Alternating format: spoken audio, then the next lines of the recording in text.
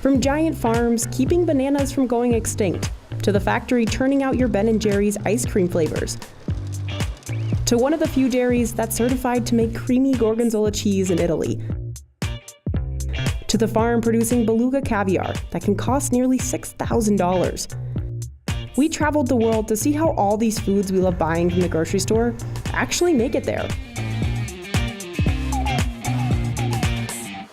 Our first stop is Magdalena, Colombia, where we learn how farmers are protecting the world's favorite banana from a lethal fungus. You probably know the Cavendish banana. You can find this type of banana in every supermarket around the world. They're so popular because they're yummy, they look nice, and they ripen as they transport. It's high yielding, so it's got quite a thick skin, and so travels well and tastes pretty good. Comes in its own package.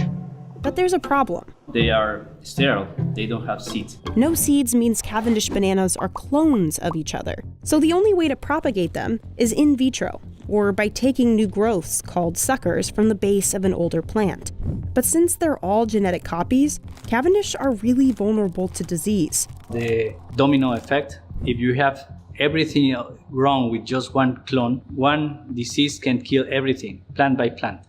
That's exactly what's happening with TR4, one of the deadliest plant diseases out there. The fungus doesn't spread to humans, but it does eventually kill the banana plant, so no more fruit grows. Scientists guess the fungus probably started somewhere in Southeast Asia in the 90s and quickly spread across the globe. Then in 2019, it hit Latin America. Combined with the Caribbean, that area grows 75% of the world's bananas. Primero una reacción de mucho de impacto porque el Fusarium no estaba ni cerca en el continente y de repente aparece en nuestro departamento, en el departamento de La Guajira, en uno de los departamentos más importantes de producción bananera. To make sure the fungus doesn't spread, farms across Colombia have implemented biosecurity measures. Evanorte 2 was one of the first farms in the country to detect TR4.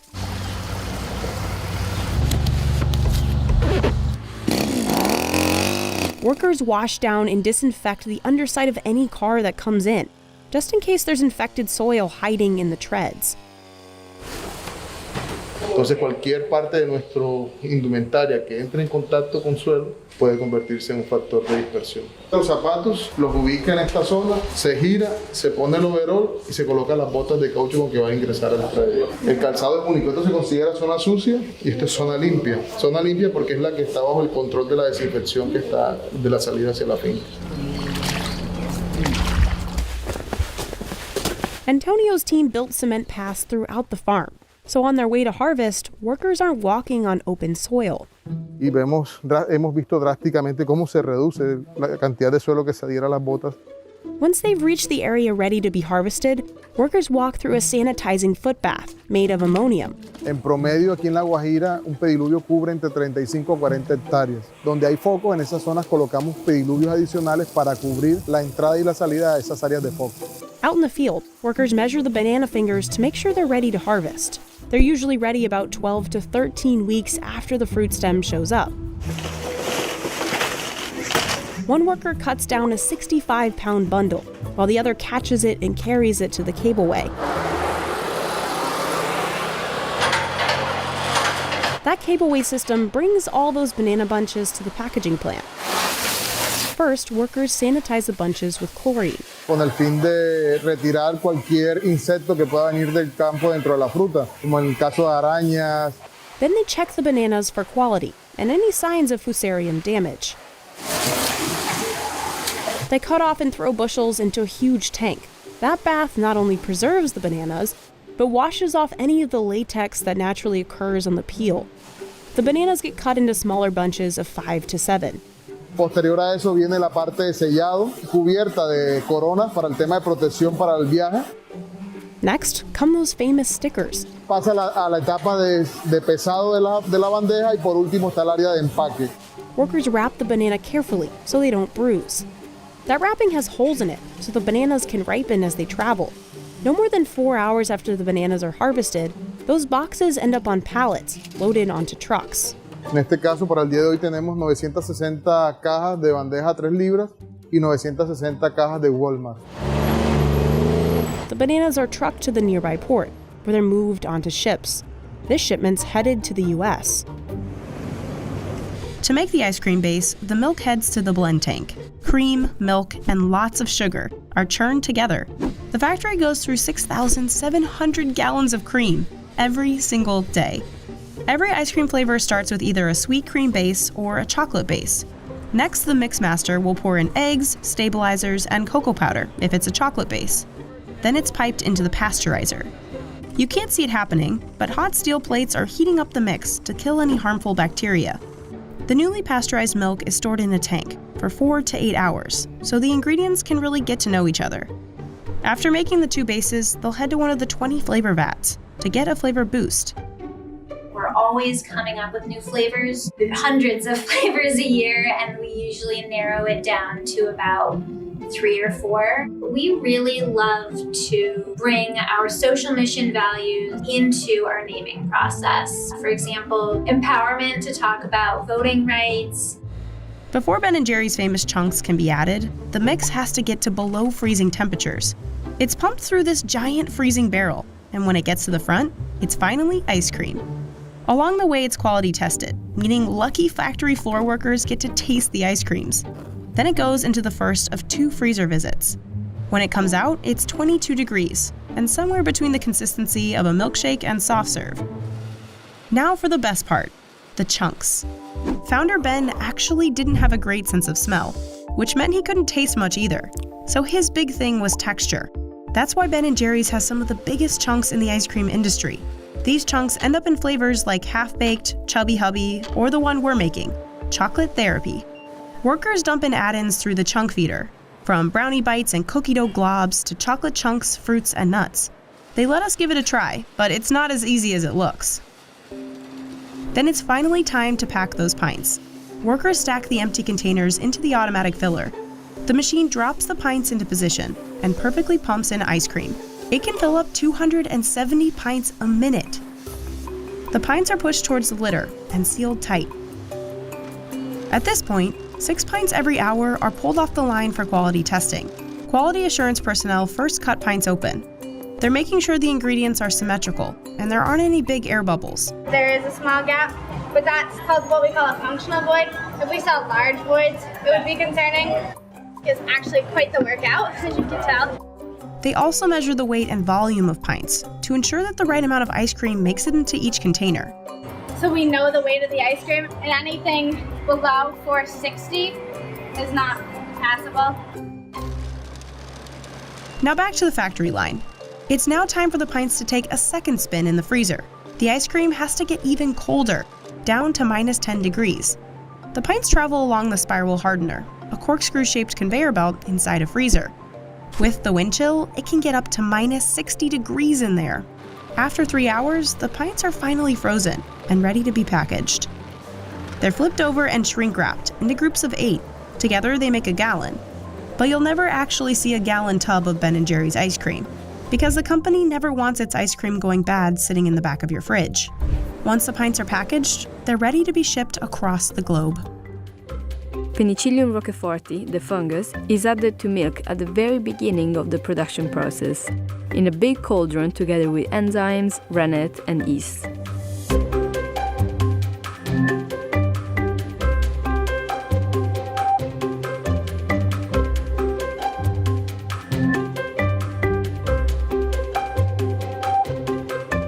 In about 20 minutes, milk becomes curd and can be transferred into molds.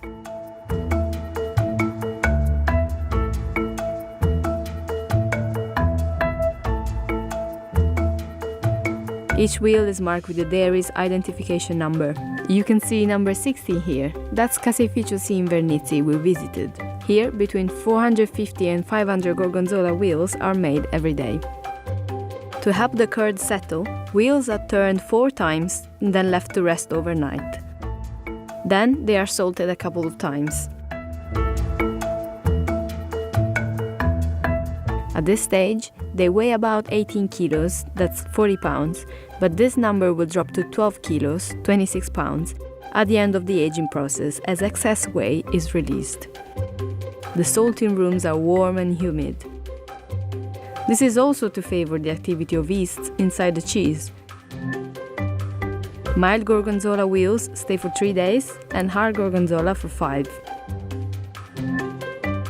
Then they are moved again into a cold room, where they are punctured 100 times on each side. This is to allow oxygen into the cheese for it to grow its signature blue veins. All gorgonzolas at Caseificio C in Vernizzi are punctured with a machine, but some other in-house cheeses are still punctured by hand. After this step, the cheese is left to age.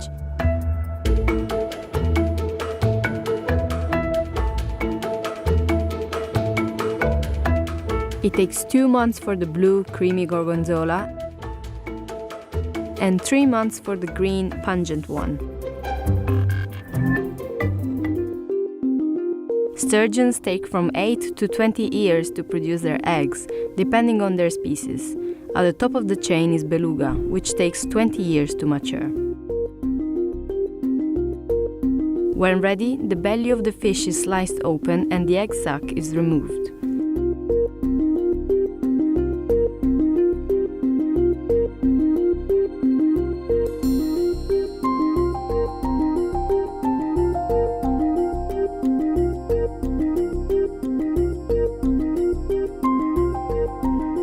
After extraction, eggs are rubbed over a metal grate and then rinsed to remove any impurities. As flavors differ from fish to fish, eggs from each sturgeon are packed individually.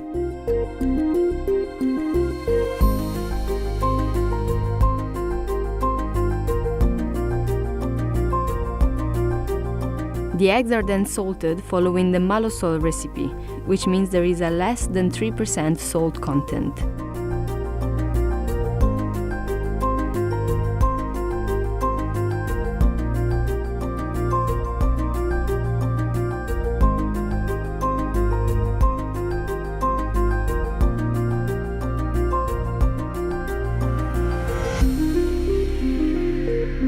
Then the eggs are packaged and will be mature and ready to be eaten in a few months, depending on which sturgeon breed they come from and on customers' preferences.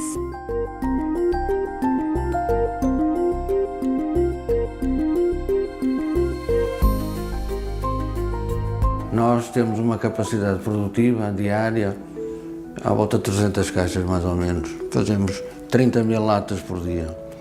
Se comparar a uma indústria, uma fábrica industrializada, faz 1000 caixas por dia, 100 mil latas por dia. Agora, em termos de qualidade, não tem comparação possível. Pinhais makes 4 types of canned sardines: sardines in olive oil, sardines in tomato sauce, spiced sardines in olive oil, and sardines in spiced tomato sauce. We followed the making of sardines in tomato sauce and the spiced sardines in olive oil. These are the fresh sardines that have arrived this morning from Matosinhos Harbor, and the canning process will take place in 1 day. So everything is going to be finished by 5 p.m. this afternoon. All the sardines are going to be tinned. Now it's time to go and see how sardines are actually canned here at Pinhais. After the sardines arrive at the factory, they are placed on a marble table and the head and the bowel of the fish are cut off by hand.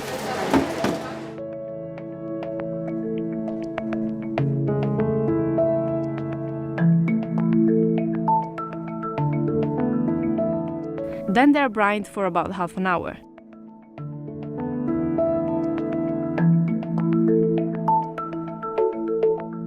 The sardines are placed on grids that are handmade by Signor Albino in his workshop at the factory.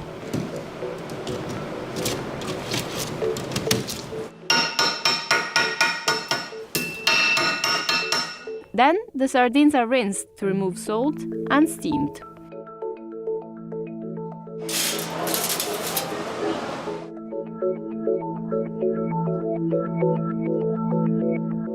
Portanto, todas essas etapas, e um dos segredos está nisso, é que, repare, se a sardinha, como as firmas faziam, a maior parte delas coziam a sardinha dentro da lata, quer dizer que a gordura e a umidade da sardinha fica na lata. E se a sardinha for cozida em grelhas, ao arrefecer, escorre essa gordura e essa umidade. Portanto, ao ser enlatada na fase posterior, a qualidade é muito melhor. All the ingredients are cut during the day and handed by hand, one by one. Each can of spiced sardines has 1 pinch of black pepper, carrot, laurel, piri-piri, clove and cucumber. Signora Emilia is in charge of the tomato sauce, and she keeps her recipe secret.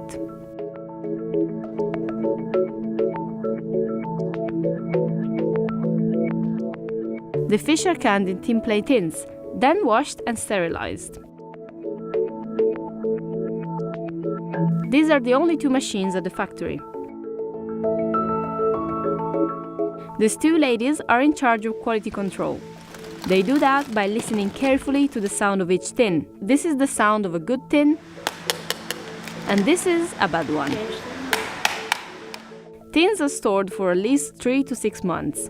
Whenever a customer submits an order, the cans are wrapped by hand, which, by the way, is not an easy job, as I had the chance to wrap a can myself. This one. Okay. We have more than one there. Okay. 15. First at the bottom. It's very slippery. With this hand and with this finger.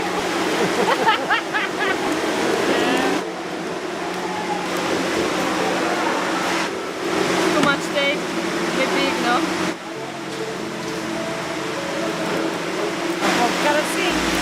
Here at Brew Doctor in Portland, Oregon, the kombucha starts with 3 main ingredients: water, tea, and sugar. It's the same 3 ingredients that have made up the drink since its likely creation, in China, thousands of years ago. In Japan, it was made with seaweed, hence its name, kombucha. These days, brewers start the tea with botanicals, like rose, mint, and lavender. It's fun with these botanicals to think about the giant fields they come from. A single batch of kombucha needs about 85 pounds of tea to get it going. That'll make 66,000 bottles. In here, what we do is we bring in hot water. Then they add sugar. So essentially what we're doing here is making a big pot of sweet tea that will then get fermented into kombucha. Steeping takes around 40 minutes. Then it's pumped through this waterfall filter.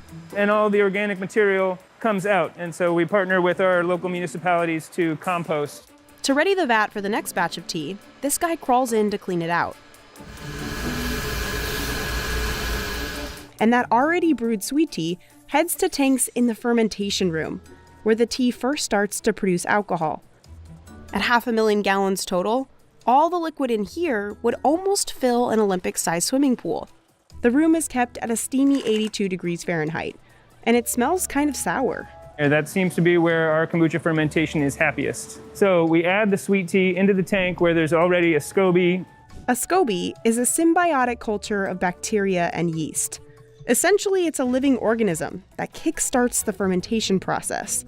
As the kombucha is fermenting, the SCOBY forms in layers. Eventually, you'll just have layer upon layer upon layer upon layer. It's this guy's job to pop CO2 bubbles that form at the top of the tank.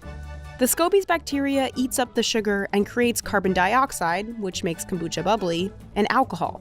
As long as it has sugar to feed on, a SCOBY can grow to epic proportions. If this tank were as wide as a swimming pool, it would create a SCOBY the width of a swimming pool.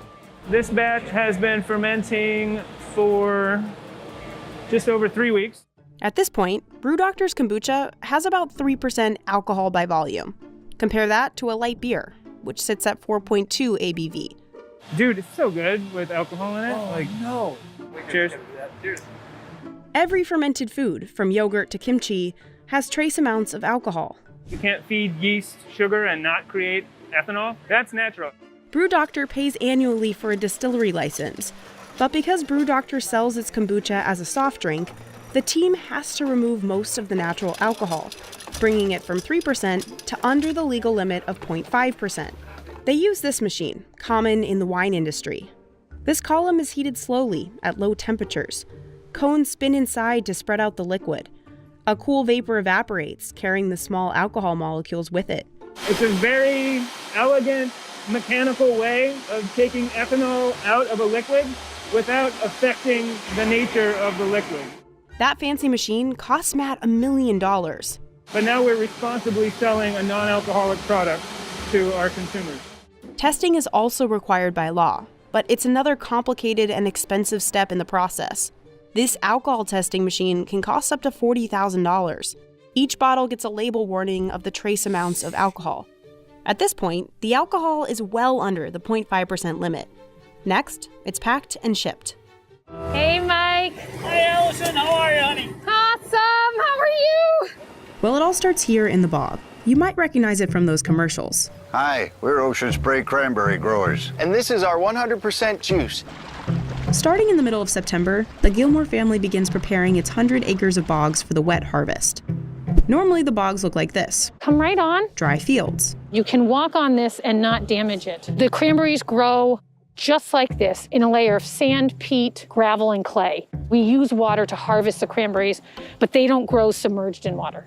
Some of the cranberry vines here on the bog are almost 90 years old. When it's time to harvest, Allison will flood the bog with about a foot of water. Once we add the water, the cranberries start to float on the vine. Cranberries have 4 pockets of air inside. To knock the berries off those vines, farmers use a cranberry harvesting machine. You can fairly easily take them right off.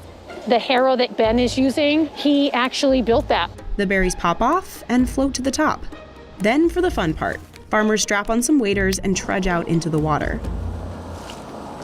The cranberries are all floating to the top and we're standing on top of the vines.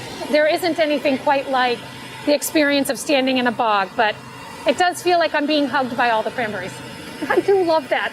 As you can see, this is a wide open space and we've put in place all the CDC guidelines. We are socially distanced by the nature of when we are farming, and we've put in masks. From inside the bog, farmers use what's called a boom to corral all the berries bobbing on the surface. One of the things that is surprisingly difficult is pulling the boom. It's heavy. 100% of Ocean Spray's cranberries are grown sustainably. But not only is wet harvest environmentally friendly, it's also efficient. Allison's family can harvest up to 10 acres a day. We are harvesting in all different weather. We work every day for 6 or 7 weeks, whatever it takes, 8 weeks sometimes. The berry pump right over here, we can come over here and see. And as you can see, we're paddling and gently pushing the cranberries into that pump that's right there. The paddle helps to control the rate of which the cranberries are going into the pump. And the pump gently takes the cranberries up into a truck called the berry washer. The fruit is coming up through here. It builds up, and then as it moves along, it goes in here where there's a grate, and all the fruit gets washed, and it goes into the back of the truck. Those trucks say goodbye to Gilmore Farm and head out to the receiving station just up the road. Here, trucks coming from Massachusetts and Rhode Island line up by the dozens, waiting their turn to unload. Once in front, they back up and get locked into this giant lift. Hydraulics lift the front end up, and all the berries tumble out the back. The berries are cleaned again to get rid of the rest of the leaves and vine bits. Then they're boxed and sent to one of the manufacturing plants. 1.5 million barrels will be processed here in just over a month. It'll take the manufacturing plants a year to go through all those berries. Over at the plant in Middleborough, Massachusetts, berries are turned into the products we see on the shelves. We process all the fruit and freeze it, and then when it's frozen, we can slice it to make that optimal sweet dry cranberry. That's Scott, head of engineering here. We're going to go out to our fruit delivery area and see where the fruit comes in, and we kickstart the process. It's going to be very loud, so we'll be wearing ear protection and PPE. To continue operating under COVID-19 restrictions, Ocean Spray had to implement temperature checks, mandatory masks, and social distancing in its factories. After suiting up, we followed Scott into the freezer. We store 3.1 million pounds in our local freezer, which is about 2 days of production. The berries chosen for craisins, juice, or sauce have to be frozen first. Once it's frozen, it breaks down the cellular structure inside the cranberry and allows the juice to be released and processed. After they're frozen, the berries are spiked to break them up. Frozen fruit comes into the process, then we slice it, we defrost it, and then we extract the juice from the berry. This is where we're extracting the juice. Once they've got the juice, it's sent here to become a concentrate. That concentrate heads to another facility where the water, juices, and other ingredients are added in to become the now very famous juice. About 4,400 cranberries go into a typical bottle of cranberry juice. But after the juice gets extracted, those leftover berries don't just get thrown away. They become the dried cranberries called craisins. As the fruit enters the dryer, it's a 210-foot dryer that has 3 stages where we dry the fruit to the customer's specifications. Once there's no liquid left, the dried cranberries can get flavorings. Today we're running strawberry on our production line. It smells like strawberry shortcake in the facilities. Now for the sauce. Ocean Spray's first product, introduced back in 1930. This year, Ocean Spray expects Americans to buy nearly 60 million cans of the stuff for the holidays. The berries get ground up into a puree. About 200 berries, along with sweeteners, go into each can of jellied sauce. The process hasn't changed so much. Some of the equipment we use and some of the training that's required of the personnel has, but the general concept has not changed in almost 90 years. Once all the products are finished, they're packaged up. And this robot does all the boxing.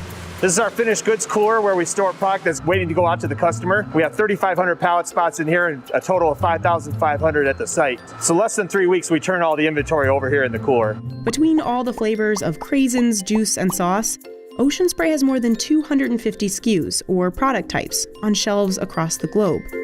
50% of it goes to Europe, and then the rest goes to our distribution centers here in the United States.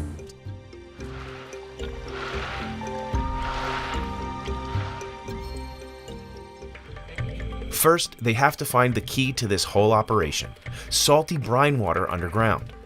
They dig 30 feet into the mud to get to it. Digging wells can take up to a week. The families then set up these government-subsidized solar panels. They'll power the pumps that bring brine water to the surface. Then the Agarias build the salt pans, these expansive salt flats. જ્યારે અમે રણમાં શરૂઆતમાં આવી કામ કરવા ત્યારે આ માટીનું પાટા બનાવી અને ત્યારબાદ આ રોલ ફેરવવો પડે. The roller helps them flatten out the earth.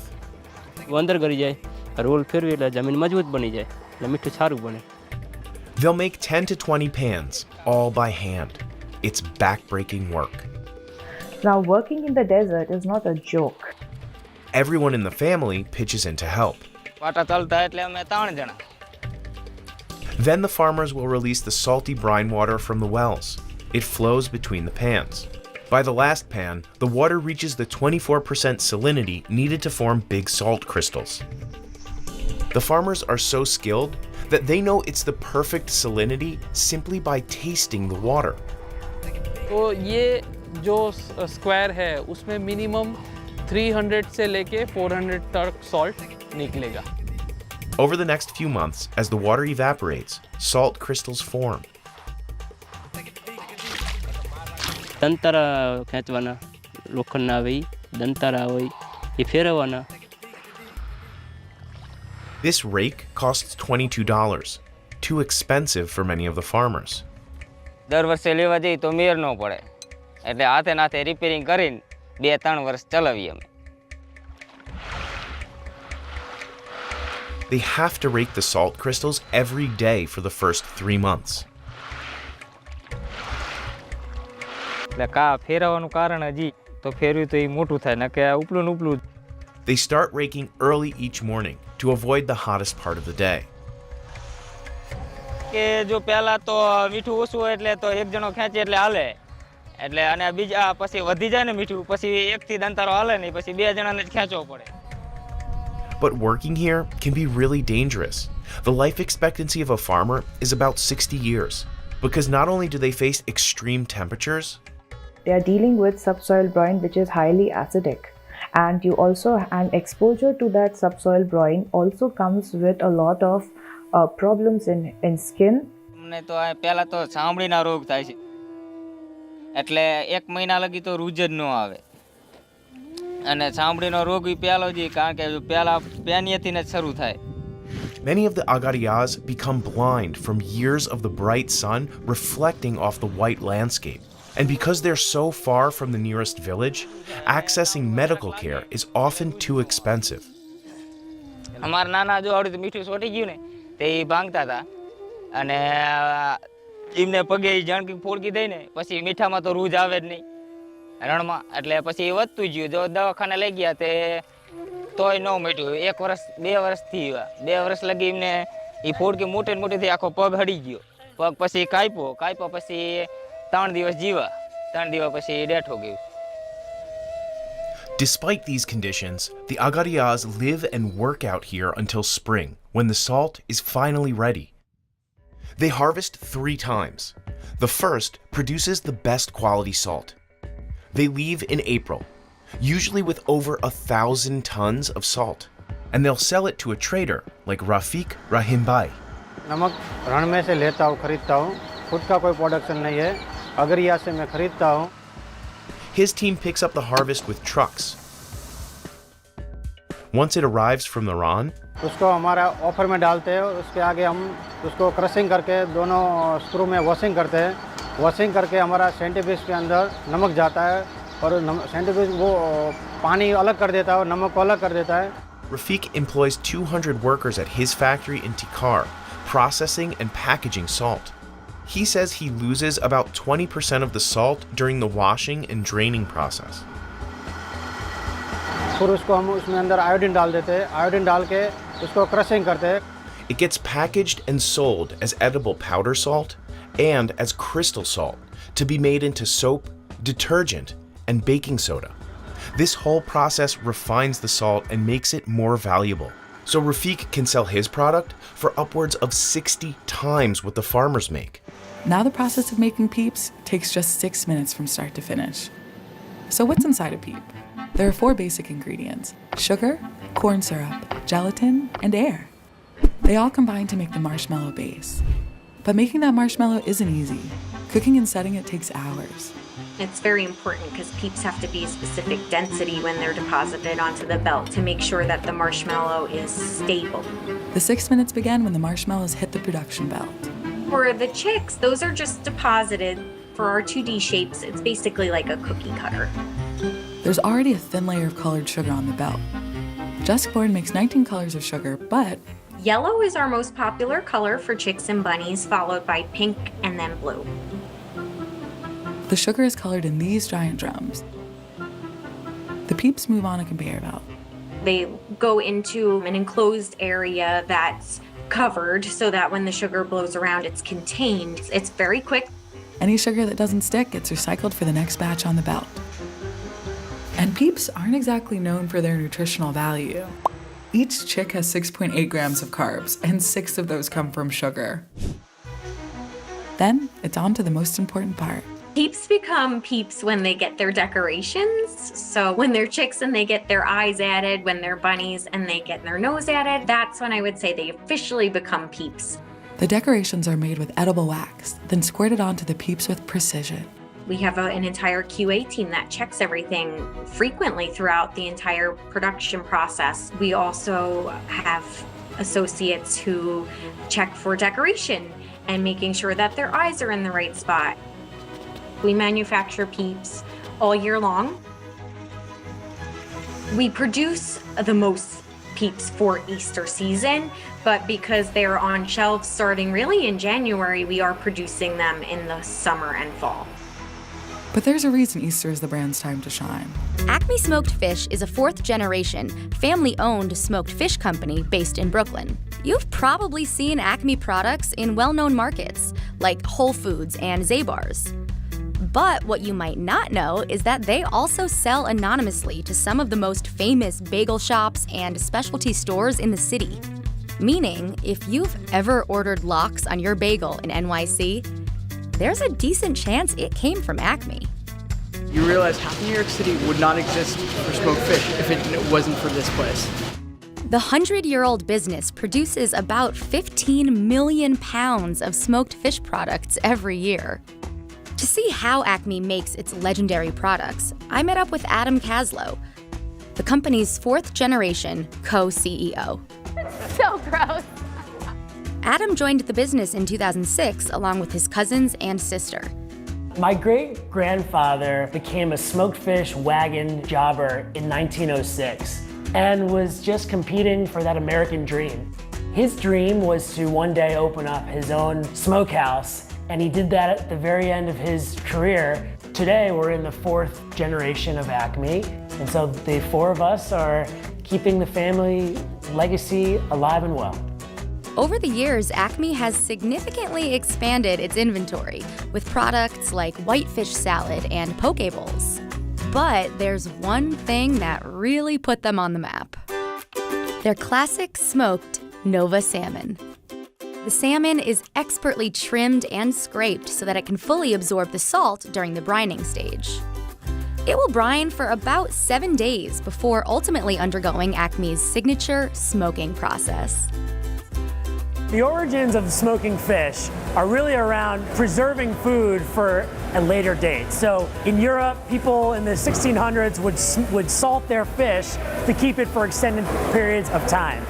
Now, the origins of smoked fish are a little bit up for debate, as some people say that as the fish were hanging out to dry, the smoke from the campfire gave it this added flavor, but it's unconfirmed. It's a really nice story. We don't know if it's true, but it's a good story. It's a good story.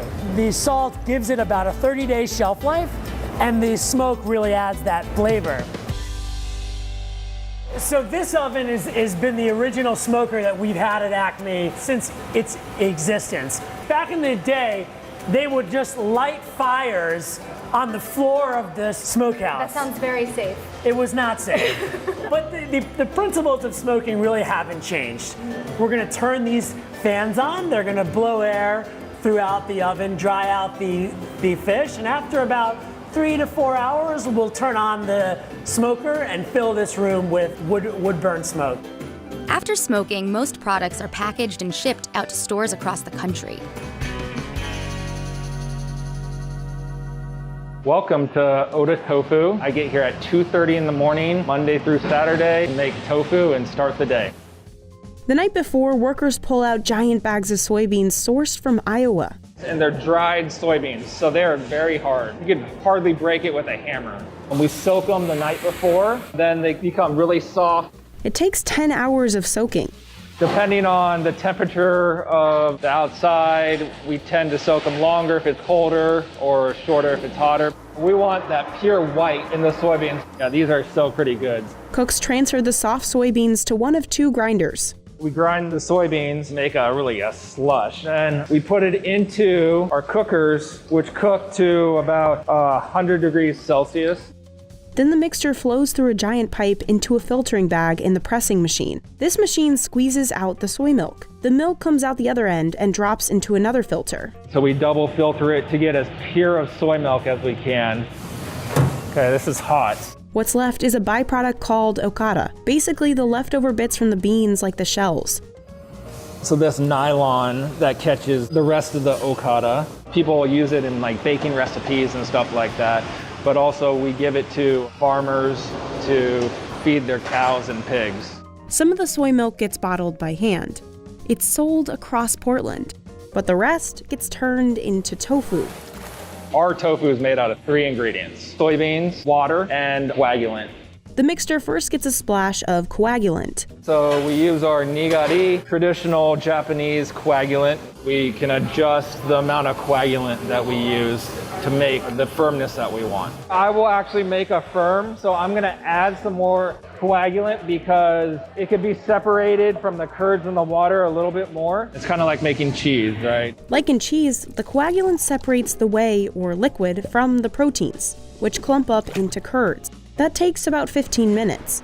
So this is what it looks like after it's curded. So these curds are actually nice and like fluffy and soft. That scrambled egg-looking mixture is spooned into molds. Jason hand shapes it using a cheesecloth. So now we just gotta press them into the firmness that we want. It's pretty soft, almost like a waterbed.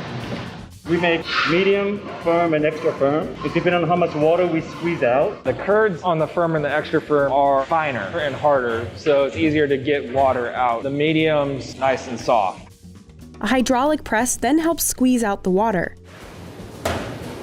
After it's pressed, Jason carefully flips the tofu into a giant bath. He slices it along the lines from the molds.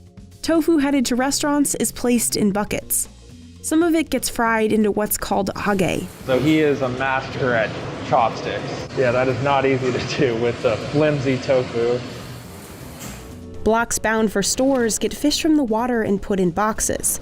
From soaked soybeans to the final product, probably about an hour. Everything else is really controlled by hand. Before that coffee gets poured into someone's cup, it gets harvested from a coffee plant like this one. Harvesting is a labor-intensive process, with a countdown once the coffee cherries ripen. We have to do something with it immediately. It only lasts 24 hours. When coffee cherries ripen, they are hand-picked and loaded into 100-pound bags. The majority of Lou's coffee cherries go into what's called the washed process, where they are converted into parchment. Basically entails going through a flotation tank. From there, it's going to get sucked up into the pulper. That's where we remove the skin in the pulp. From there, it goes into a demuseler. Once it goes through the demuseler, we have removed all that slimy pectin layer. It goes into another flotation tank, and then it's going to be transported over to the drying deck. When it comes out of that process, comes out of the wet mill, it's 46% moisture. You got to dry that down to 9 to 12%.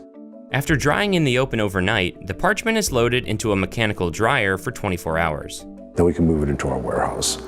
Lou estimates that he has approximately 90,000 pounds of coffee parchment in his warehouse, waiting for the final steps. We store it until we need to mill it into green bean. When Lou is ready to convert the parchment into green bean, it heads to the dry mill.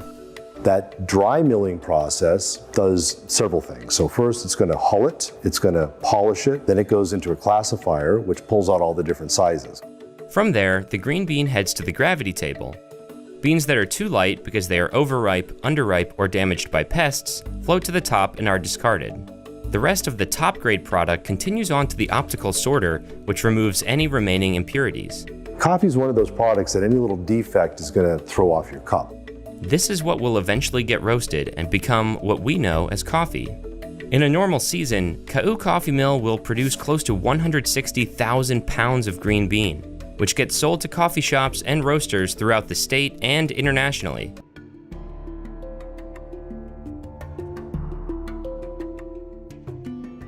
Each flower blooms for just one day a year.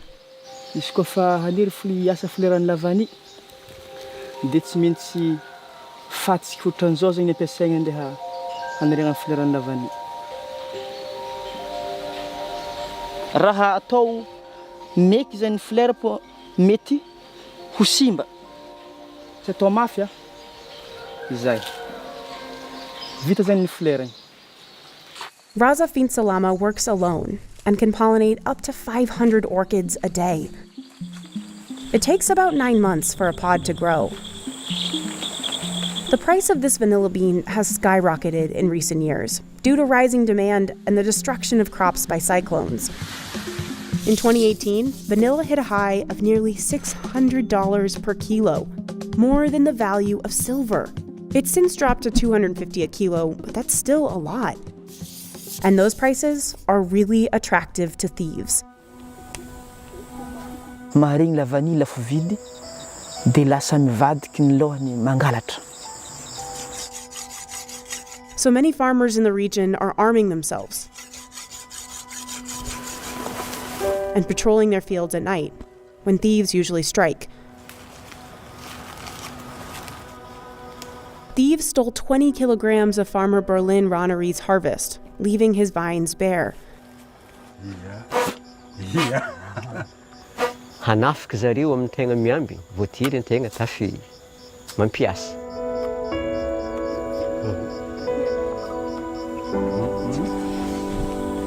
Nanomboka tamin'tao zao, nizaha rito sabotsy sy ny basikily rito, ko indesiko iarovako ny tenako sy ny fanagnako.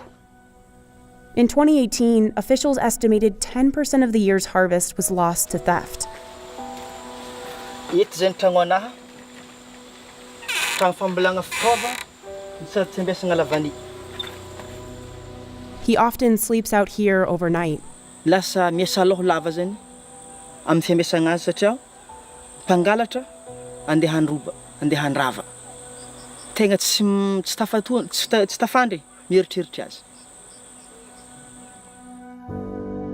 And because farmers only get one vanilla harvest annually, raha ka fa very agnatin'ny taogno raiky, mijaly izy sahiragna, na ny hanigny hoanigny tegna ampanahiragna. Some of the thieves are actually children, driven to steal because of poverty. They were held in overcrowded and unhygienic prisons in the northeast of the country for years without trial. farmers have started branding their vanilla beans with identifying codes, making the crops easier to track if they do get stolen. Another protective measure, some farmers pick their beans before they're completely ripe to beat thieves to harvest. And so the quality goes down a lot. This year, Raza Finsalama was able to wait until his beans were completely mature.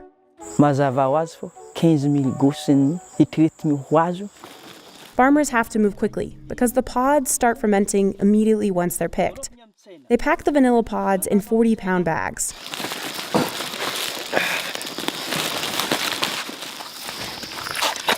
And haul the loads for miles along dirt roads to the market.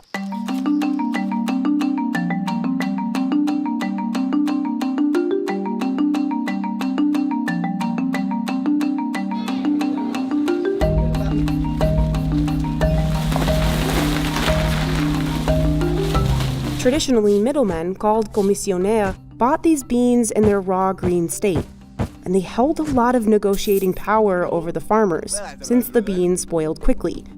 The middlemen are definitely making a lot more money. They can kind of tell people whatever price they want. So some years, farmers walk away happy. In other years, they can barely make ends meet. I have heard farmers say things like, you have to have courage to plant vanilla because it may not be worth it at the end. You may not get anything. Nowadays, Raza Finsalama sells his pods directly to a cooperative called Sahanala.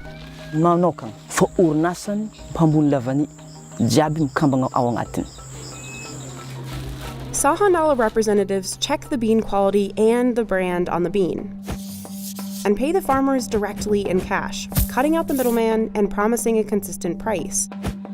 Today, Raza Finsalama earns about $17 for a kilo of raw green vanilla.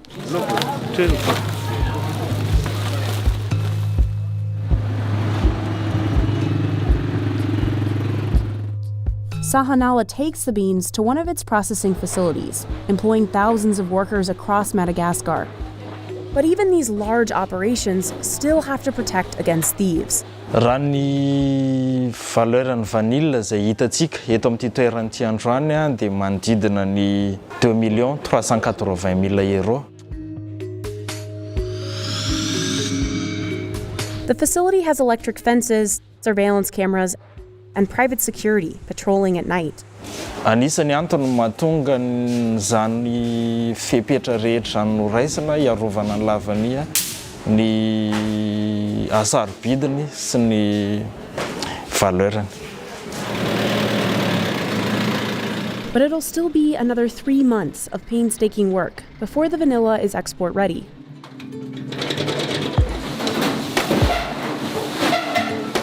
First, workers have to sort the beans by quality and size.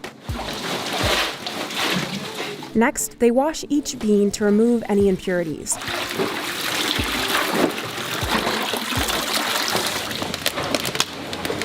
Then the beans get dunked in hot water to release the compound vanillin. That's what creates the distinct vanilla flavor.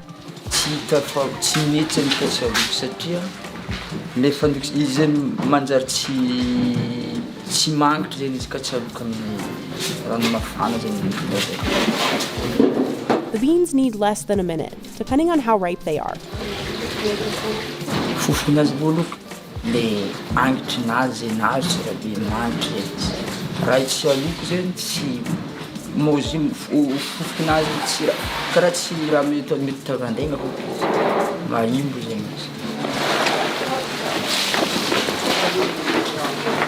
They have to run the bean baskets so they don't lose the heat from cooking. Workers move the cooked beans to boxes where they'll sit for 48 hours. When they take the beans out, they'll be brown.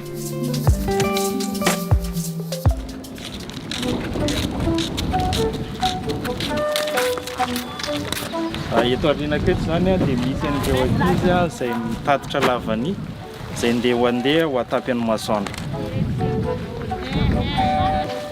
Atapy ny vanille mba hahatonga ny humidité anazy mihena, hahatonga ny goût stable, ary ihany koa mba hahatonga ny hanitra ny lavania hivoaka tsara. There, the beans will stay for 15 to 30 days, depending on the moisture inside.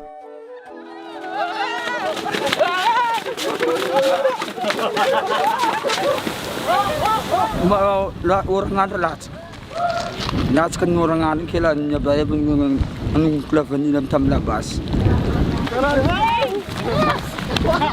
Manjas ka fali. Smitam nazli. Manjar musis kali.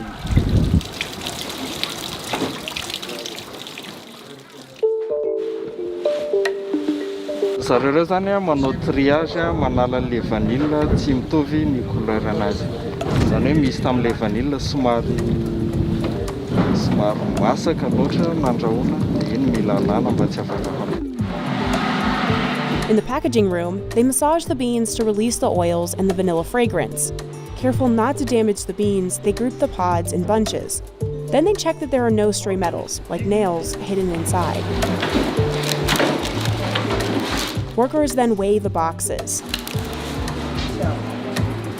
and package them for shipping. Soit elle est vendue en bout, soit elle est extraite parce qu'aux États-Unis la demande est très grande pour tout ce qui est pâtisserie. Sahanala's vanilla beans end up with American-based food processor Archer Daniels Midland. Le fait aujourd'hui de s'être associé en joint venture avec Archer Daniels Midland, on a plus vu notre production augmenter. Larry's a fifth-generation farmer in Fort Meade, Florida. We've been growing citrus in my family since the 1850s. When I first started in the industry, citrus occupied over 900,000 acres in the state of Florida. In fact, some years we had too much fruit and market prices were depressed. Just 15 years ago, his family packed 1 million orange cartons a year. Mostly Valencia oranges, the big, sweet, juicy kind. You planted a grove expecting that to last for multiple generations. The first case of citrus greening was reported in China back in 1919. It quickly spread across the continent, devastating citrus groves in India and Saudi Arabia as well. No one knows exactly how the Asian citrus psyllid made it to Florida. But in 1998, it showed up on an orange jasmine plant in a backyard in Palm Beach County. And it quickly spread throughout the state on infected rootstocks. But it would take another 7 years before Florida's orange trees showed signs of greening. It spreads throughout the state before you even know it's present. And in 2005, Larry found his first infected tree. It was a real challenge and an eye-opening for us. We knew what a threat it could be to our operation, and we were fearful there were more infected trees that just had not been detected. At first, Larry tried removing all the sick trees, but the insect moved faster, soon infecting too many to control.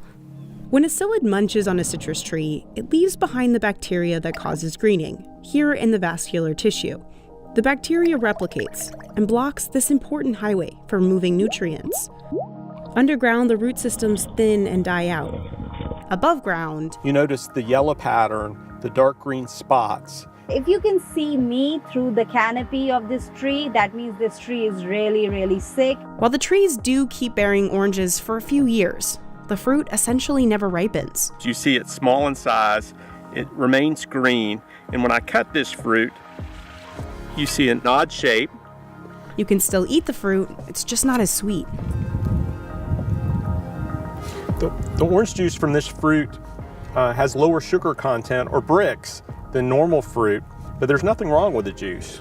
But it's awful. And 40% of those oranges fall off the tree sooner than usual. The bacteria is actually starving and kills the tree over time. Today, researchers estimate 90% of all orange trees in the state have the bacteria. No longer do you see citrus trees abundant in the landscape. Larry has kept his trees alive and producing for 15 years, using a combination of horticultural techniques developed by scientists at the University of Florida. Some of our work that is going on right now is finding ways to keep those trees that do have the disease still producing fruit that are usable. You guys want to see what some psyllids look like? Yes. All right. So they're very small. Ooh, there's an escapee actually. They're small, they kind of jump around a little bit. So we use this thing called an aspirator, or the more fun term we use with children is pooter. We just suck them up. It's basically a little vacuum in my hand. Here, Lauren Diepenbrock can study the psyllid's movement to learn what might keep them off a citrus tree. Using the aspirator is actually a really efficient way to collect psyllids.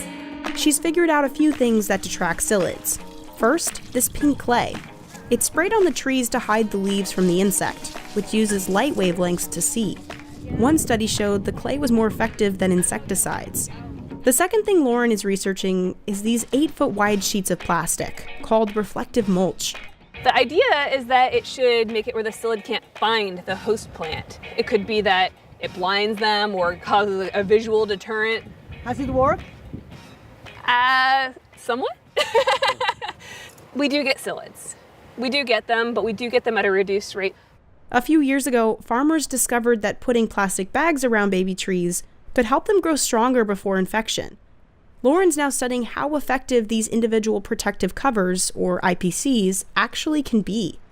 So this is IPC mesh, and as you can see, there's little holes in it. You can see my hand very clearly. Wind, sun, rain, it all gets through here. The goal is to really keep that Asian citrus psyllid off the tree. And then if you look underneath, this is our irrigation. The baby trees will grow in the IPCs for 2 years. So you can see that the trees aren't perfect. They're still gonna have some stuff on them. We do have some pest issues in here, but they look really good compared to what's in the open field. And this will actually give our trees a fighting chance once they're out in the environment and they could potentially get infected with sea lice. Scientist Tripti Vashish thinks the key is in the soil.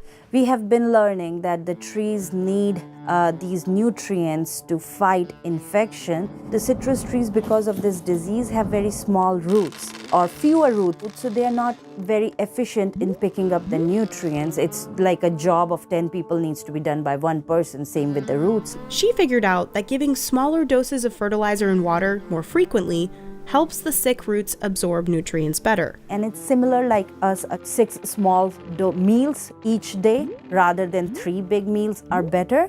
Same is with the fertilizer and irrigation. Smaller doses are better than big doses. Larry uses fertilizer custom designed for his trees. He's also planting more young ones. One of our strategies for dealing with greening is to plant the groves at higher densities. We're planting 300 trees per acre compared to 140 to 150 trees per acre before we were dealing with the disease. So if he knows all the trees will get infected, with more planted, hopefully some will survive. Growers have also tried releasing predator wasps and spraying insecticides. While there's no silver bullet, in combination, these short-term solutions have sort of worked. You can slow down the decline. We've been battling citrus greening for 15 years, and while the industry's not thriving, we're definitely surviving. But the problem is, all these approaches tack on an extra $600 per acre onto production costs for growers. Our revenues are down by more than half on an individual grove basis. Growers are losing money. And many couldn't swallow the losses. By early 2022, half of Florida's orange growers had left the industry. So while he waits for a long-term solution, Larry's taking the hit so he can keep harvesting the same way his family always has. Workers quickly pick the oranges and drop them into bags. Once they've got a good batch, pickers dump them into baskets in the grove. Workers then truck the oranges to the packing facility just down the road. We have 8 digital cameras that takes a picture of each piece of fruit as it travels through the packing line. We use an electronic sorter to divide the crop by color. If they're orange enough, the fruit gets cleaned and hit with a layer of natural wax. It preserves the fruit, it extends its shelf life. Today, because of HLB, Larry packs half as many boxes as he did 17 years ago. If the oranges are a bit too green, Larry knows they'll be hard to sell on the fresh side. So he sends them to get juiced at the Florida's Natural Plant in Lake Wales. Larry owns the juicing plant along with other local growers as part of the company's cooperative. About 90% of the fruit grown in the state goes to orange juice. But just like growers, the factory has been getting fewer oranges. So less efficiency in the plant. With a lower fruit volume, the factory had to shut down one of its 3 processing lines. Nowadays, 60,000 boxes of oranges arrive at the plant from cooperative farms across Central Florida. That's about 30,000 fewer than before HLB. Within 24 hours of harvesting, we juice the fruit. This machine squeezes the juice out of every orange. We pull out any seeds, and we also collect the pulp where we can add that back to whatever degree we want to do that. The juice gets pasteurized and then pumped into cartons. But remember, greening affects oranges' natural sugar content. So Florida's Natural has to blend infected oranges with sweeter ones from different regions or even seasons. It still tastes like orange juice, it's just not quite as sweet. Today, the factory pumps out about a third less than pre-greening. They need a home for their fruit where they can get maximum value. that hopefully can sustain their operations until a solution to greening is found. Many scientists believe the long-term solution lies with re-engineering nature, either genetically changing the bug itself or naturally breeding citrus trees. Ultimately, a tree that's resistant or tolerant to the disease will be key. That's the project Fred Gemitter and his team are working on at the University of Florida. They're trying to breed for an HLB-resistant orange variety, meaning even if the disease shows up, the tree won't get sick. To do that, he takes 2 different types of trees, maybe one with yummy oranges, and one that's resistant, and essentially has them mate. And their kid will hopefully still taste good, but won't get HLB. That's really the holy grail of citrus greening research. But that's not easy.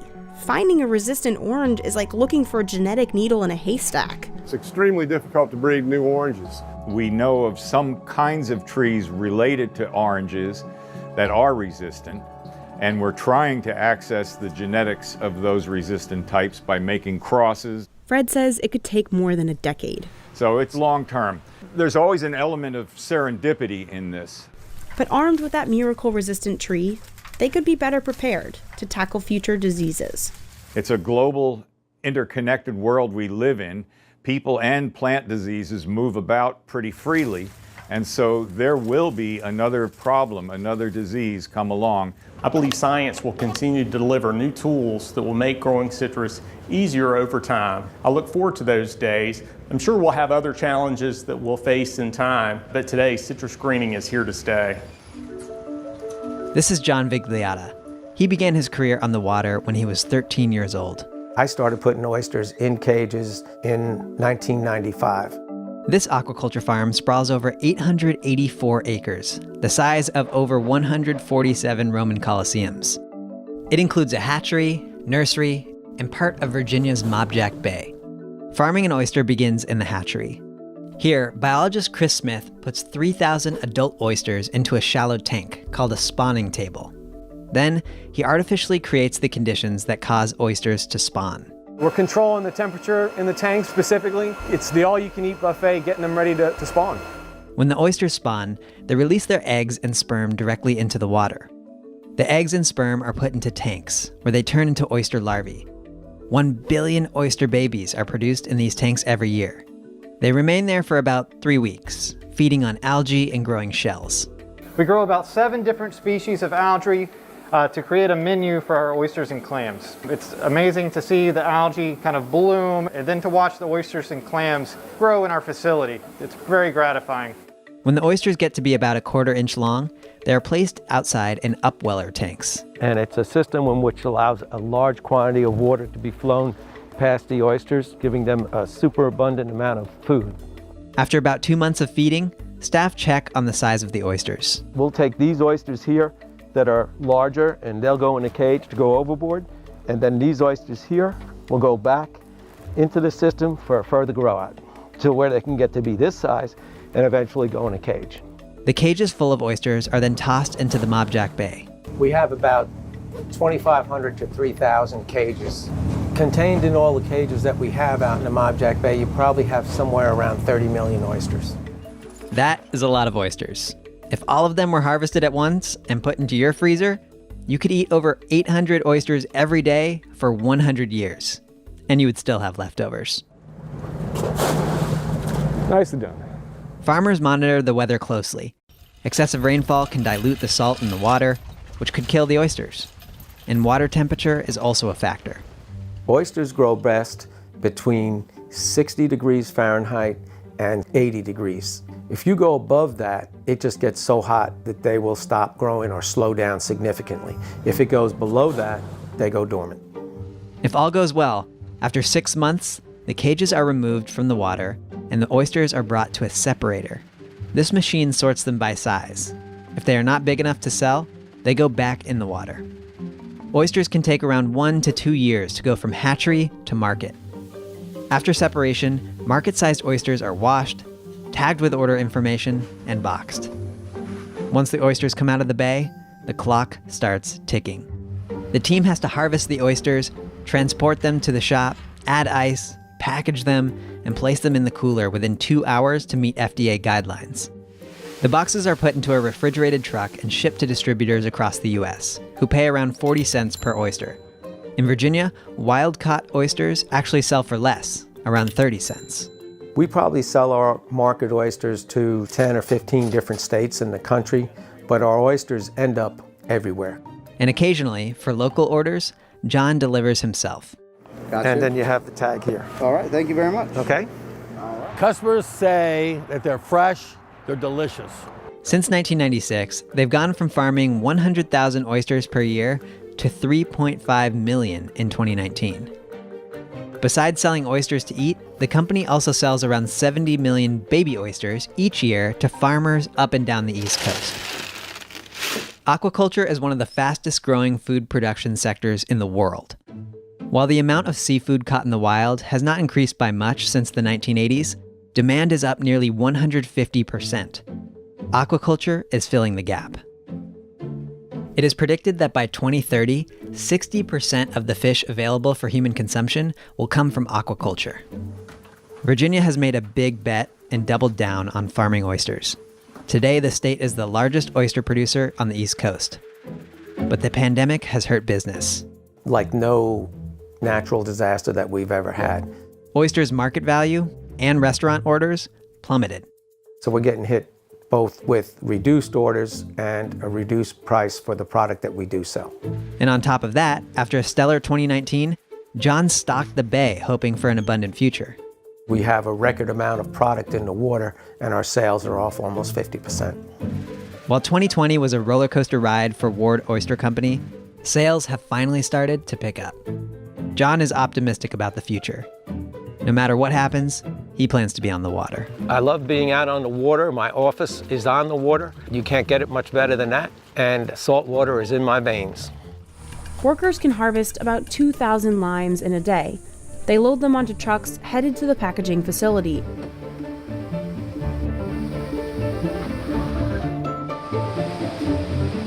Empezamos nuestro proceso con el área de vaciado. This machine dumps limes onto the processing line. Each one gets washed with a detergent disinfectant. Para retirar cualquier tipo de suciedad, polvo que pueda traer de campo la fruta. And hit with a spray of palm wax. It's not just to make the limes look shiny. Fruta es para poner como una capa sobre la fruta que le va a ayudar a su vida de anaquel o a que la fruta tenga una mayor vida, pues que no se deshidrate y que no se madure tan pronto. Throughout their journey in the factory, the limes will get sorted multiple times. Some stations do it by hand, others with fancy tech. Nuestra máquina consta de un sistema operativo el cual toma de 20 a 40 fotos a cada fruta que va pasando. Using those pictures, the machine separated them based on their size. Ones that aren't the right size will go directly to Mexico's juicing industry. The perfectly sized ones will head on to get exported. But first, there's quality control. Este limón es para exportación a Estados Unidos. Tenemos un limón con una buena cáscara, un buen color, un color uniforme.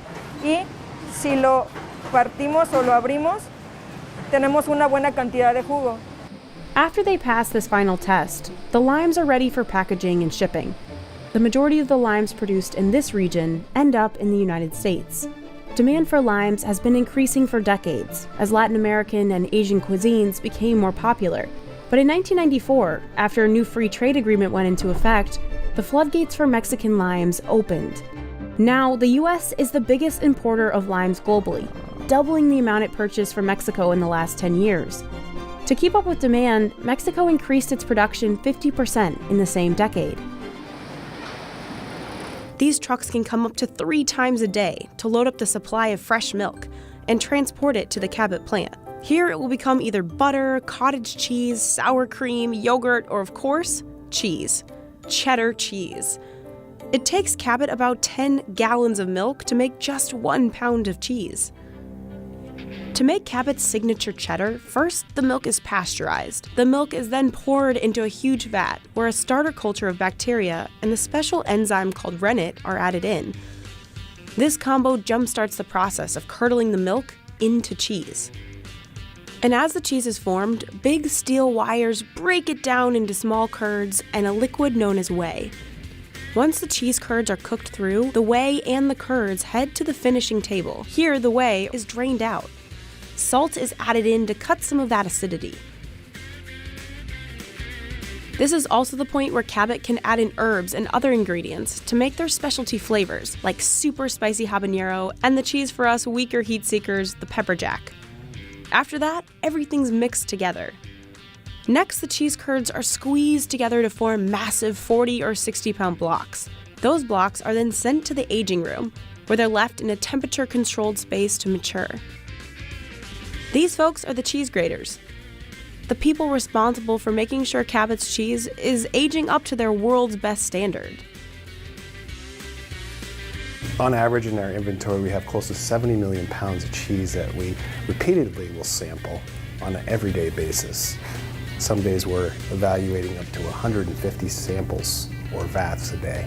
When the cheese finally makes it to the aging room, the cheese graters take a plug or a sample out of each block.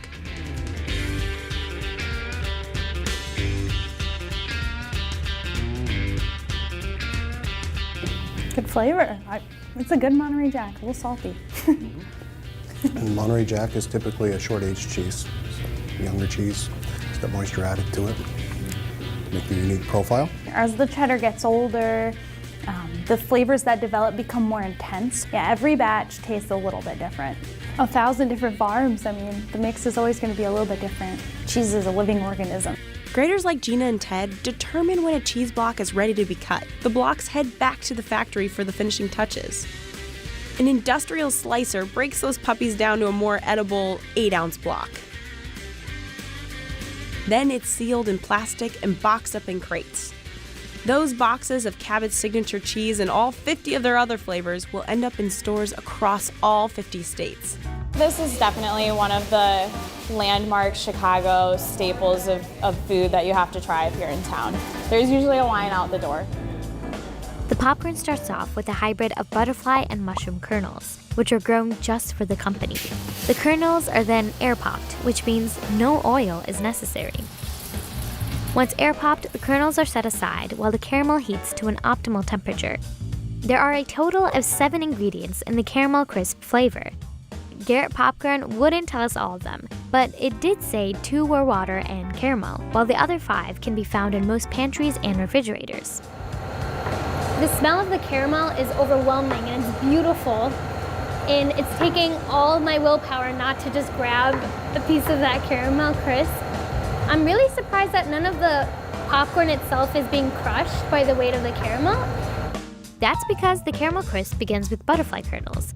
And butterfly kernels, as the name denotes, have wings on them. So when mixed in with the caramel, the larger surface area on each and every kernel allows for more caramel to be glazed on top without crushing it. Next, the vat of coated popcorn is poured onto a cooling tray.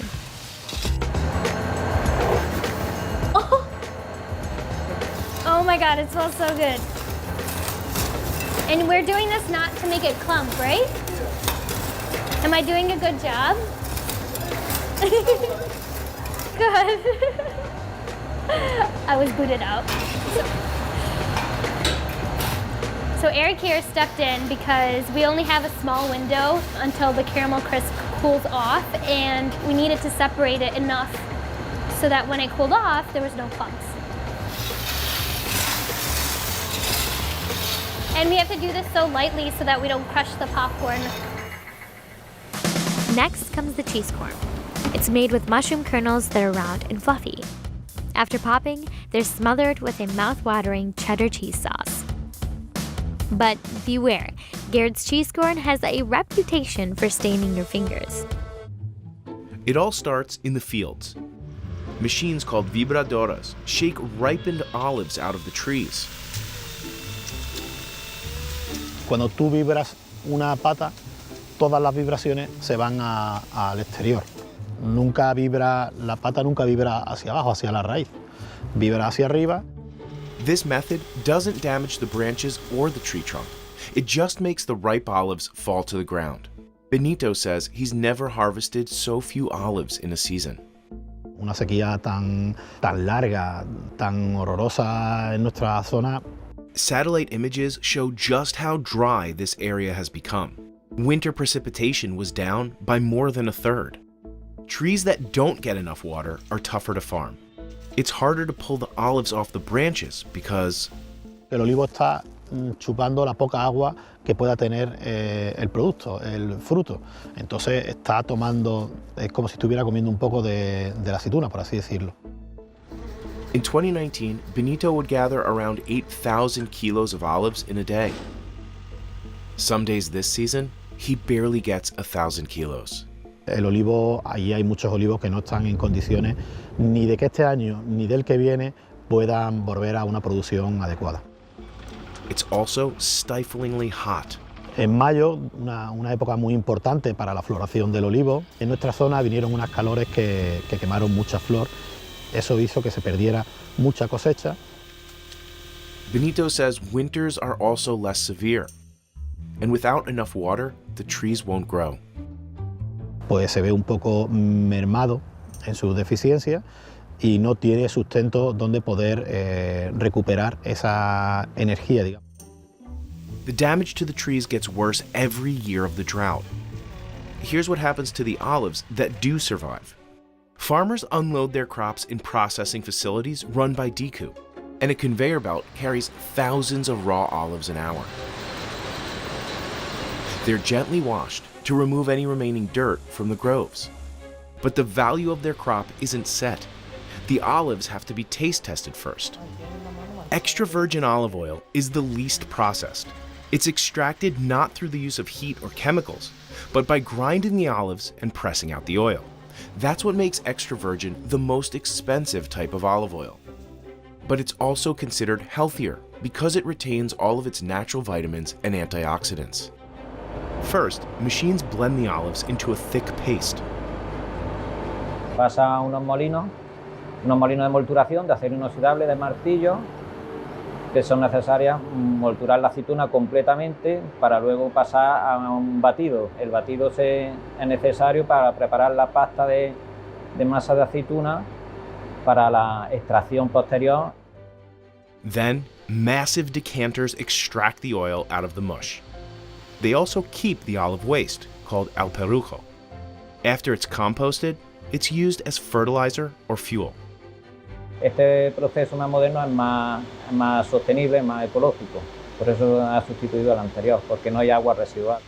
Decoop maintains high standards for quality, and Francisco Aguado tries to make sure every bottle leaving this factory is perfect.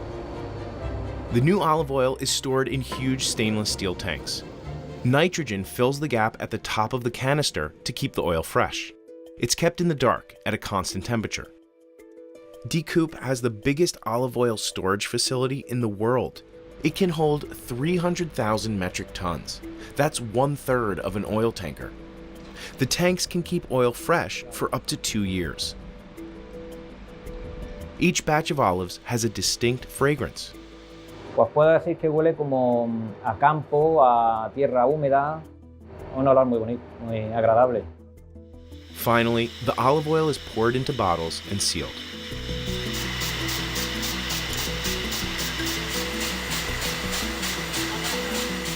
Now, it's ready to be delivered all over the world. Workers gather early in the morning, and they pass around handfuls of coca leaves. Then they call to Pachamama, or Mother Earth, to help them get the job done quickly.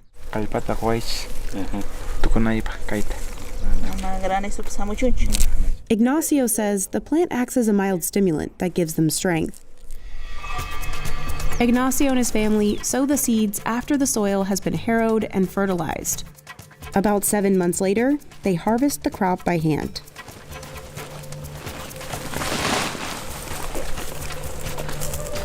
Y se pone a secar al sol. Como está lloviendo ahorita, el grano está húmedo. Y cuando está húmedo, si lo colocamos, tiende a honguearse. Then they cut the branches and remove the edible parts of the grain.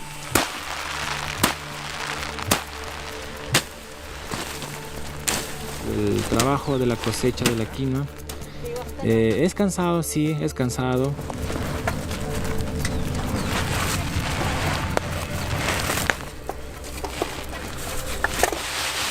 They shake the grain to remove any leftover dirt, and then transfer the quinoa to a small warehouse.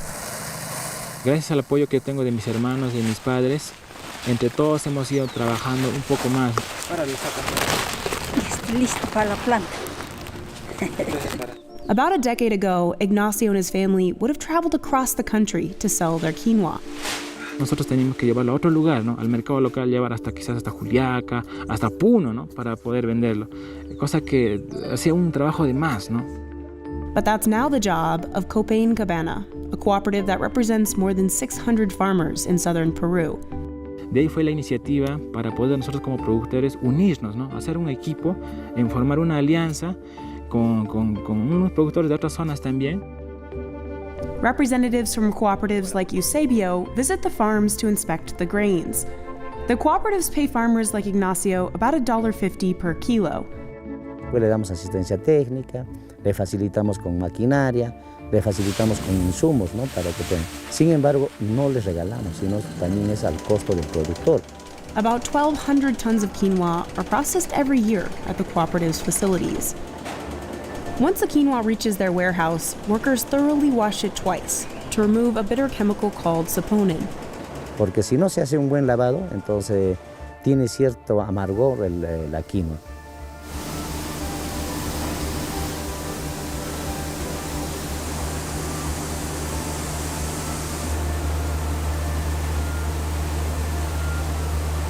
They split the quinoa into categories, remove any impurities, and then package it.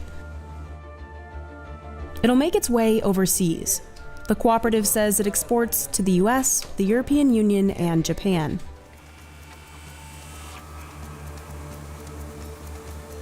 Workers load up their dinghies.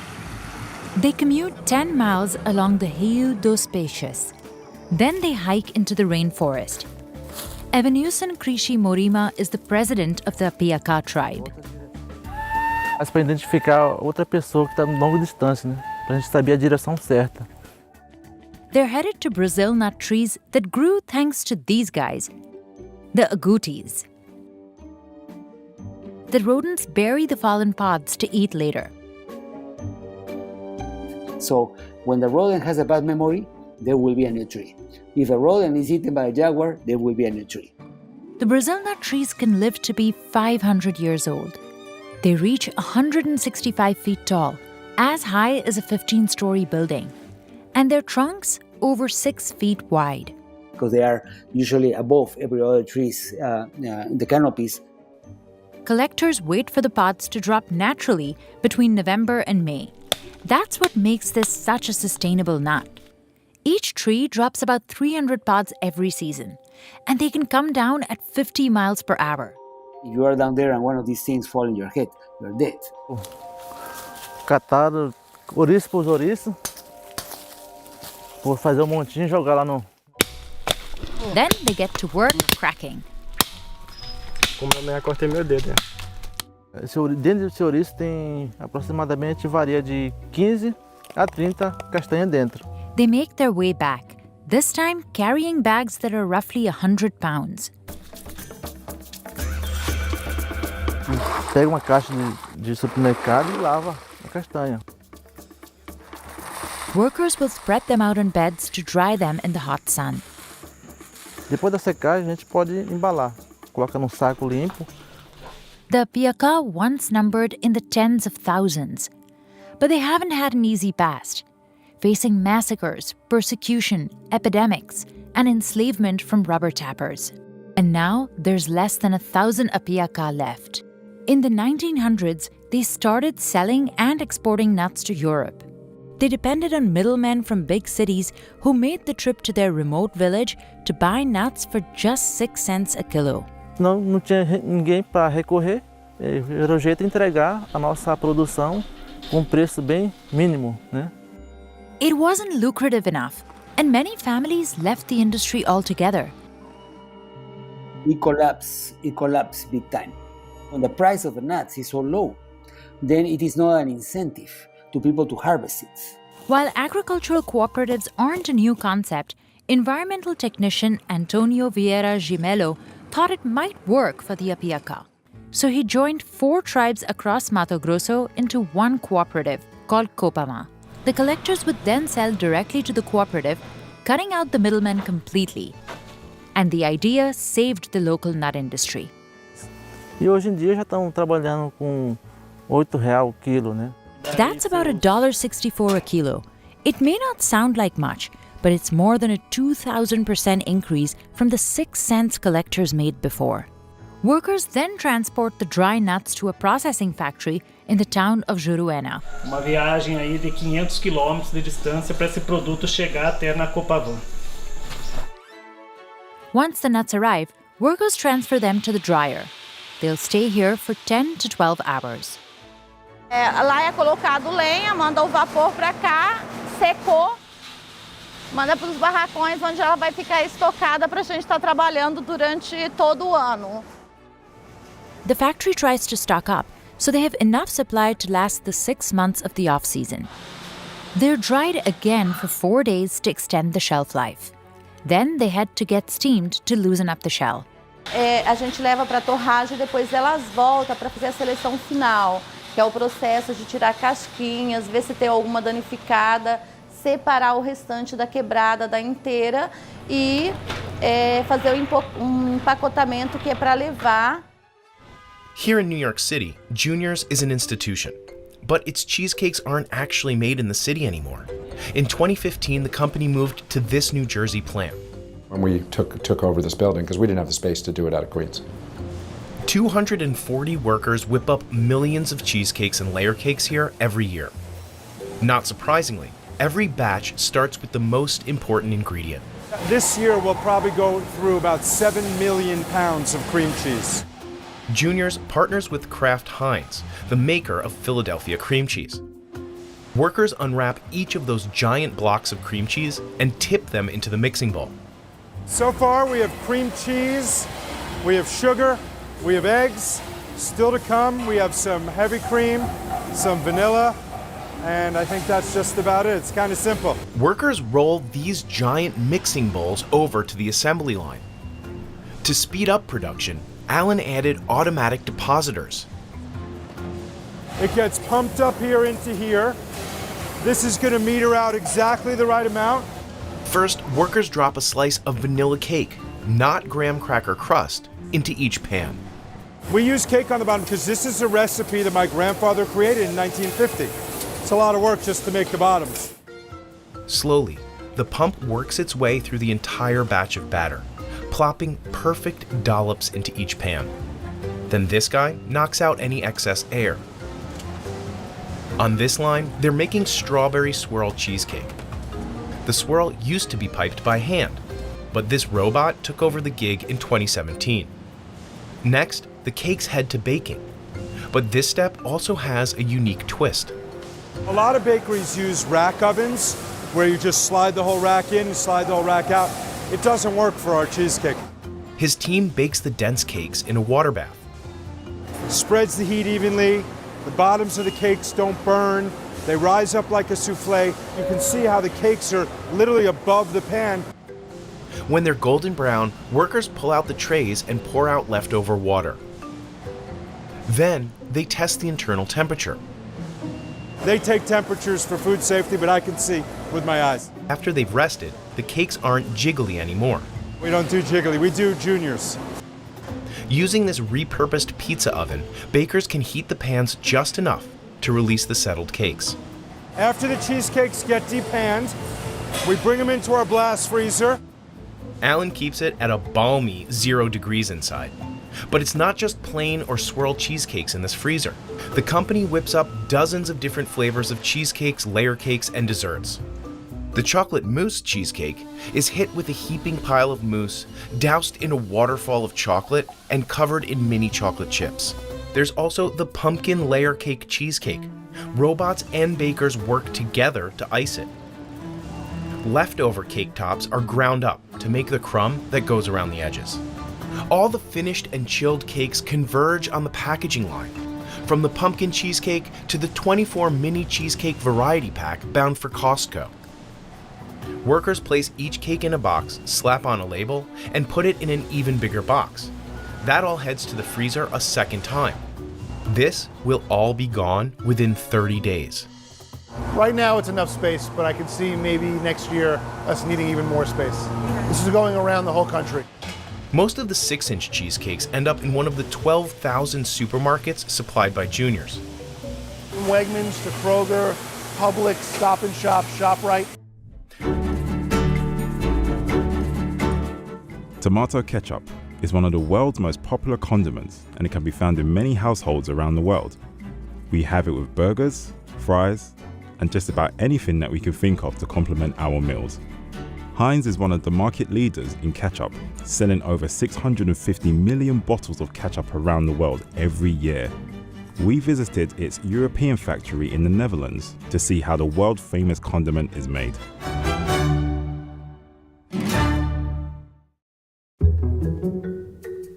Here in Elst, we make sauces for the Kraft Heinz company. Our main product is ketchup. That's 70% of what we do. We make about 1.8 million bottles a day, and that relates to about 175,000 tons of ketchup a year. The ketchup making process starts here, where crates of tomato paste weighing 1,300 kilograms are transported from the Heinz warehouse using automated forklifts. The crates are opened and then go to the paste dumper, where these huge rolling pins squeeze the paste out of the package.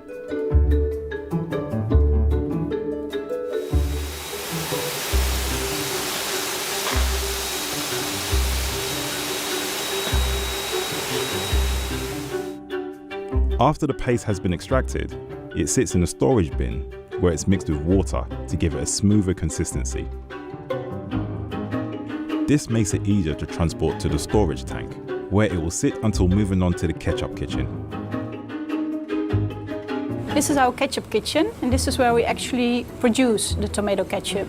Ketchup is made of 5 ingredients: sugar, vinegar, tomato paste, brine, and the secret spices. The spices are dosed by hand. We dose everything, we mix it, and afterwards it goes into our process. The process is mainly about heating the ketchup and then cooling it down. Afterwards we fill it into the bottles. But before any ketchup can be shipped, each batch must be rigorously tested through this contraption, which Heinz calls the quantifier. This is our quantifier. It's a method where we measure viscosity of our Heinz tomato ketchup. It's a methodology that we use in all our ketchup factories so that we compare the ketchup quality for all the factories. What we do is we put a certain amount of ketchup inside the quantifier, we release it, and we measure how fast it has traveled after 10 seconds.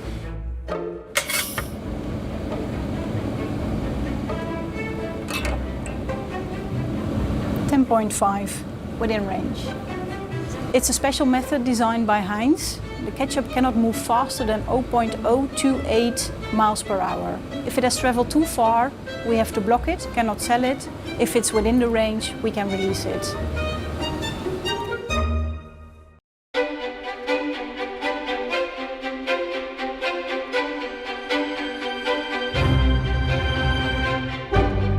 It's for the empty bottles.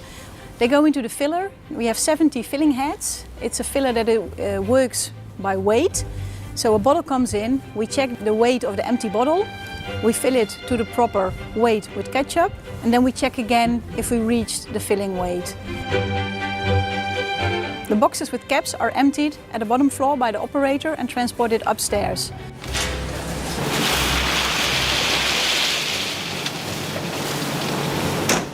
Upstairs, we make sure the caps are put in the right position and go to a single row of caps so that we can position them properly on the bottle in the filling machine.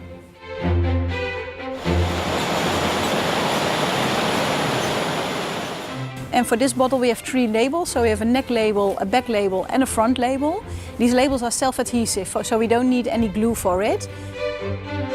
After the labeler we go to a tray packer where we get the tray from the bottom.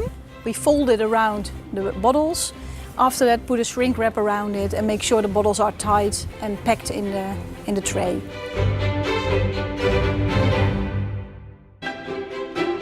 From the tray packer we go to the pelletizer, where a robot puts the trays in the right position, and from the right position we make layer for layer on a pallet. After that we put a shrink wrap around it.